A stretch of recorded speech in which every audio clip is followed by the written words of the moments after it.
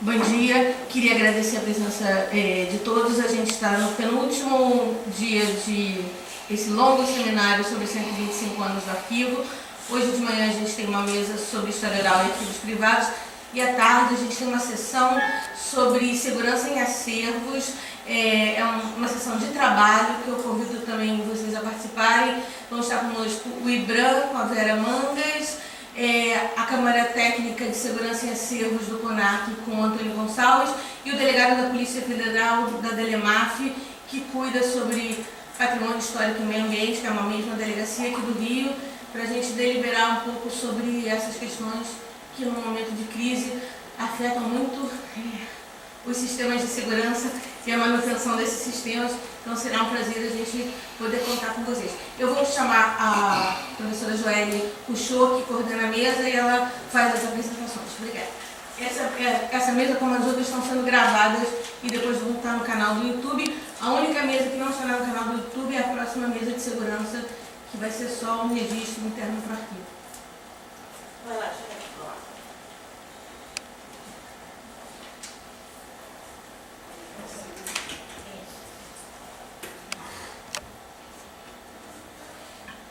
Agradeço a presença de todos, agradeço a Bia pelo convite para mediar essa mesa de amigas de longa data e, obviamente, um assunto que eu também trabalho por longa data, né? Eu também trabalho. Então, eu vou chamar, as apresentações serão nessa ordem: Ana Paula Goulart, que é professora da UFRJ, Denise Assis, que é do site O Cafezinho, e Beatriz Kuschnir, daqui do Arquivo Geral da cidade. Temos meia hora?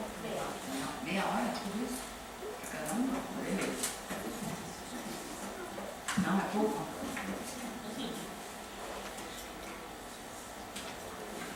Podemos. Ana Paula vai falar sobre história oral e arquivos pessoais. Claro? Assim até chegar.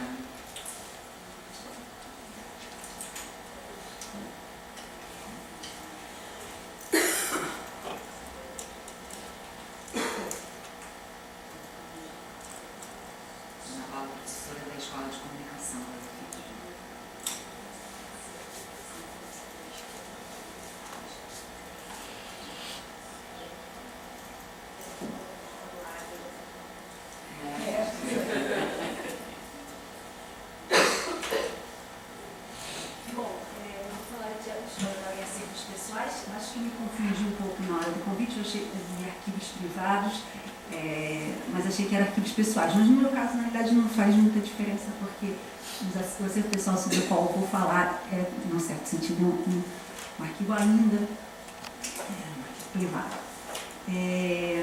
Bom, quando eu recebi o convite para vir, que eu agradeço muito, aliás, agradeço estar aqui, agradeço esse convite, é um privilégio estar aqui comemorando o aniversário aqui do arquivo.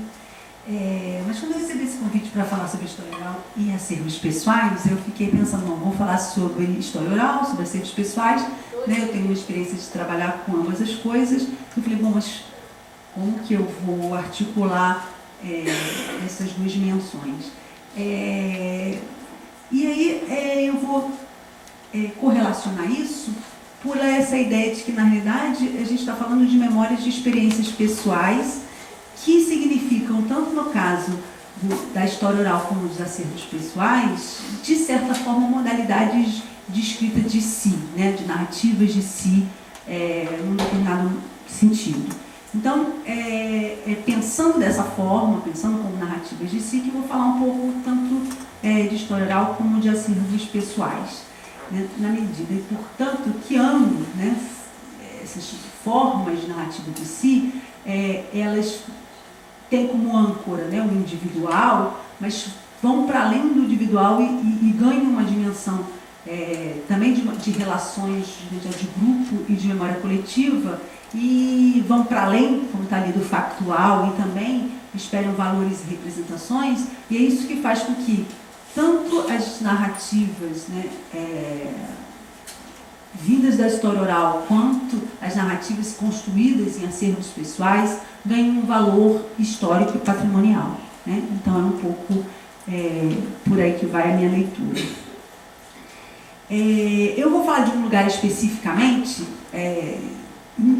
Trabalho com história oral há muito tempo, dentro da universidade onde eu trabalho, a UFRJ. A gente tem um programa lá de história oral, de um projeto que chama Memória do Jornalismo Brasileiro. Eu trabalhei em vários projetos de memória, mas eu vou falar aqui hoje sobre um projeto específico que tem uma ancoragem institucional. É um projeto tanto relacionando aí a história oral e os acervos pessoais dentro de um projeto de memória institucional, que é uma experiência que vem ganhando, nos últimos 20 anos, um destaque muito grande assim, no mercado. Tem uma verdadeira explosão, como está aí no texto, de centros de memória institucionais e empresariais no Brasil. Quase todas as instituições, mesmo instituições públicas, entidades e empresas, constroem centros de memória ou projetos de memória dos mais diferentes tipos. Assim, não trouxe aqui a lista, mas eu poderia mostrar para vocês a quantidade de empresas. Hoje, praticamente todas as grandes empresas no Brasil e grandes instituições no Brasil têm centros de memória, algumas abertas a públicos, outras não, mas tem alguma forma de trabalho sobre o seu passado, sobre a sua documentação.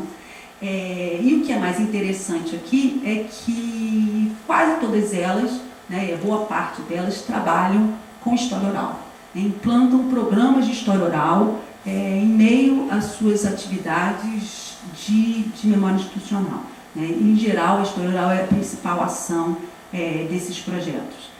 E outra dimensão interessante é perceber que muitas desses projetos não só entrevistam grandes lideranças, então os seus grandes empresários, diretores, executivos, gestores, seus funcionários de destaque, mas também entrevistam, gravam histórias de vida de seus pequenos funcionários, vamos dizer assim, os seus, aquilo que, entre aspas, poderíamos chamar do homem comum, aquele anônimo, que de diferentes maneiras carregam também uma dimensão testemunial aí dos fatos e processos dessas empresas e instituições sob diferentes perspectivas.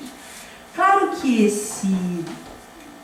essa centralidade que a história oral ganha nesses projetos institucionais e empresariais tem a ver com todo o movimento que, se a gente tiver tempo aqui, a gente pode discutir depois, muito trabalhado na bibliografia, que tem a ver com a valorização de histórias de vida no contexto contemporâneo, naquilo que a Beatriz Sarno, a escritora argentina, chama de uma virada subjetiva, de valorização da subjetividade, e também o que alguns autores chamam de um certo imperativo do testemunho, que também caracteriza a memória nos nossos últimos tempos. Se tiver tempo, a gente discute um pouquinho mais, isso é só para localizar um pouco que isso não é fortuito. Esse movimento de valorização da memória institucional e da história oral no interior da história, isso não tem a ver com o movimento de uma cultura da memória que é mais amplo, que se insere dentro de um movimento mais amplo. A memória, nesse caso aí dos projetos institucionais, ela tem, grosso modo, uma dupla função. Ela tanto é um movimento de trabalho interno, e muitas dessas empresas e instituições, ela tem a ver com processos de comunicação interna mesmo, algumas delas estão na área de comunicação, e tem a ver com o estímulo e a construção de autoestima de funcionários, reforçar o sentimento de pertencimento desses profissionais com a empresa ou com a instituição, e, consequentemente, com os valores também que constituem e moldam a cultura institucional. E, ao mesmo tempo, tem um movimento para fora, de contribuir para sedimentar a imagem dessas instituições, dessas empresas, estabelecendo um conhecimento maior dessas empresas a partir da sua história e também, a partir dela, vínculos de identificação com o seu público.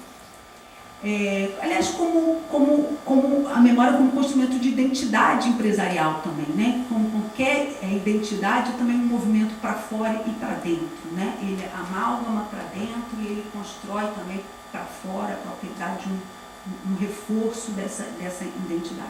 Enfim, para pesquisadores, para historiadores e pessoas da área de comunicação, jornalistas também, isso representa um campo de trabalho em expansão também, né? Às vezes também pouco percebido pela própria academia, que precisa-se de profissionais muito qualificados e com conhecimentos muito peculiares para trabalhar nessas áreas, que em geral são formados pelas próprias áreas, né? É difícil conseguir profissionais que tenham as características específicas que a gente vai falar um pouquinho para frente. Mencionando no interior desse conjunto de movimento, eu queria falar da criação, no finalzinho do ano passado, então muito recente, da Associação Brasileira de Memória Empresarial, que mostra a força desse campo aí de trabalho e que se institucionaliza cada vez mais por tanto tempo. Aqui só mostrando, botei 3 exemplos de grandes empresas que têm áreas de memória institucional, tem aí os linkzinhos, a memória Petrobras, não dá para ler direito, mas o site deles está em função, enfim, né, das crises todas pelas quais a Petrobras passou, está passando ainda.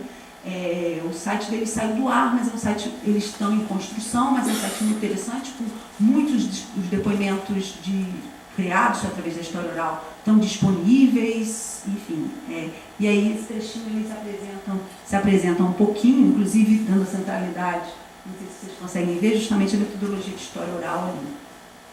A mesma coisa, eu só peguei uma captura do Centro de Memória Bung. A Memória Bung tem um centro mesmo de memória, com documentação aberta ao público para pesquisar. Tem todo o pessoal que trabalha com história econômica, por exemplo, na USP, que utiliza muito, inclusive, esses acervos de história empresarial. Os acervos empresariais são muito importantes, por exemplo, para quem trabalha com história econômica, mas a gente vai ver que para muitas outras áreas também. Ali do lado está o site da Votorantim também, falando um pouco sobre o que é a memória Votorantim. Depois, se vocês quiserem, tiverem curiosidade de olhar esses sites, é interessante. Mas eu vou falar sobre o projeto Memória Globo, né? Sobre 2 projetos, o Memória Globo e Acervo do Roberto Marinho, que são 2 projetos no interior da TV Globo, que acolhem essas 2 dimensões, essa história oral e os acervos pessoais. Eu vou falar dessas 2 coisas, tendo como exemplo o trabalho da TV Globo, que eu conheço bem. O Memória Globo eu coordenei por 17 anos a área e continuo. Participei da criação do acervo Roberto Marinho, né, como acervo, depois do falecimento dele, que esse acervo foi doado para o próprio Memória, que construiu uma área à parte, com profissionais à parte, para cuidar, porque é um trabalho diferenciado, que é um trabalho de documentação mesmo, e eu trabalho lá até hoje também, enfim, numa consultoria para essa área. Então, eu vou falar um pouquinho sobre esse trabalho. O Memória Globo, ele tem uma equipe de hoje, já foi uma equipe um pouco maior, enfim, mas é uma equipe que hoje tem 15 pessoas, historiadores e jornalistas, que é o perfil dos profissionais que trabalham nessa área. Tem várias atividades, pesquisas também, se pesquisa muito nos próprios acervos da Globo. O Memória Globo não é uma área de acervo, é uma área de pesquisadores e redatores, pessoas que produzem conteúdos a partir dos vários acervos da TV Globo e das empresas Globo. Então, eles consultam os arquivos e produzem produtos e, enfim, a guarda, né, vamos dizer assim, da história da empresa. Mas uma das ações principais e centrais da área é justamente a história oral, né, e se trabalha com profissionais de diferentes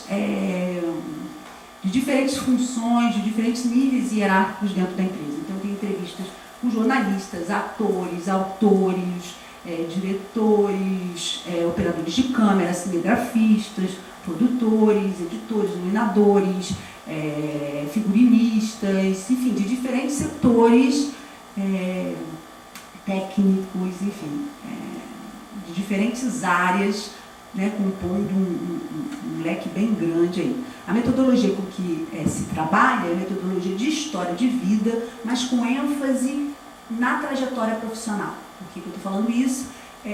História de vida é talvez uma das metodologias, acho que sim, né, posso falar com certeza, metodologia de história oral mais sedimentada no Brasil. O Memória trabalha com história de vida.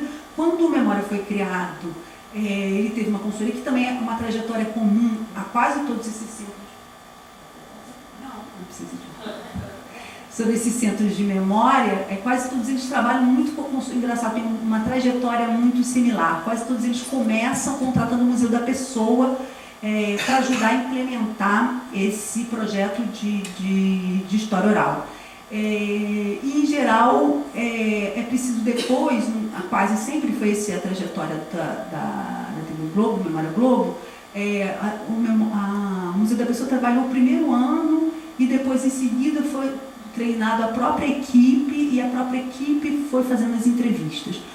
Por um lado, é claro, a equipe que está trabalhando com pesquisa em outras documentações, etc., tem um conhecimento, vai acumulando conhecimento sobre a empresa, sobre seus personagens, sobre os seus produtos, né, que capacita eles melhor para fazer as entrevistas. Mas, além disso, percebia-se que a história de vida tal qual definida pelo Museu de Pessoa acabava não funcionando muito bem, porque é uma história de vida que ia muito detalhado, passo a passo da trajetória do indivíduo, desde a sua infância, a música que escutava do seu avô, enfim, muitas dimensões do dia a dia, que até chegar o momento que o profissional entrava na Globo, já ia lá 3 horas de gravação, 4 horas de gravação, e a exaustão fazia com que a dimensão que era da trajetória dele de vida na empresa não rendesse. Né? Então, é uma metodologia de história de vida, mas a história de vida com ênfase na história profissional. Até se passa sobre a infância, sobre a formação, etc., mas se